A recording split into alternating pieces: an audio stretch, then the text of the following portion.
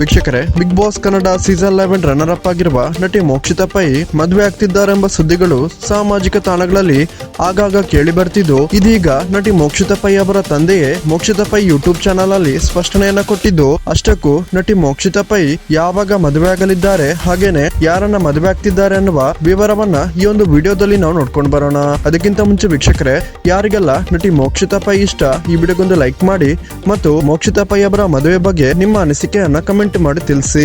ವೀಕ್ಷಕರೇ, big boss Kannada season 11 ನಲ್ಲಿ ಮೊದಲಿಗೆ ತುಂಬಾನೇ ಸೈಲೆಂಟ್ ಆಗಿ ಆಟ ಆಡ್ತಿದ್ದ ನಟಿ ಮೋಕ್ಷಿತಾ ಪೈ ಬರುತ್ತಾ ತುಂಬಾನೇ ಅಗ್ರೆಸಿವ್ ಆಗಿ ಆಟ ಆಡ್ತಾ ಬಿಗ್ ಬಾಸ್ ನ ಟಾಪ್ ಕಂಟೆಸ್ಟೆಂಟ್ ಗಳಲ್ಲಿ ಒಬ್ಬರಾಗಿ ಫಿನಾಲೆ ವರೆಗೂ ತಲುಪಿ ಬಿಗ್ ಬಾಸ್ ಕನ್ನಡ ಸೀಸನ್ 11 ನ ಏಕೈಕ ಮಹಿಳಾ ರನ್ನರ್ ಅಪ್ ಅಂತ ಅನಿಸಿಕೊಂಡಿದ್ದರು.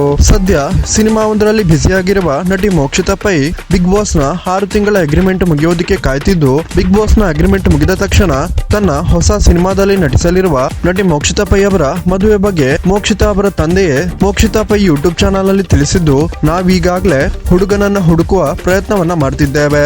ಈ ವರ್ಷದೊಳಗೆ ಮೋಕ್ಷಿತಾ ಅವರ ಮದುವೆಯನ್ನ ಮಾಡಬೇಕಾಗಿದೆ. ಆದಷ್ಟು ಬೇಗ ಮೋಕ್ಷಿತಾ ಮದುವೆ ಬಗ್ಗೆ ಗುಡ್ ನ್ಯೂಸ್ ಅನ್ನ ಕೊಡ್ತೀವಿ ಅಂತ ಮೋಕ್ಷಿತಾ ಪೈ ಅವರ ತಂದೆ ತಿಳಿಸಿದ್ದು, ನಿಮ್ಗೆ ಇದರ ಬಗ್ಗೆ ಏನ್ ಅನಿಸುತ್ತೆ ಅನ್ನೋದನ್ನ ದಯವಿಟ್ಟು ಕಮೆಂಟ್ ಮಾಡಿ ತಿಳಿಸಿ.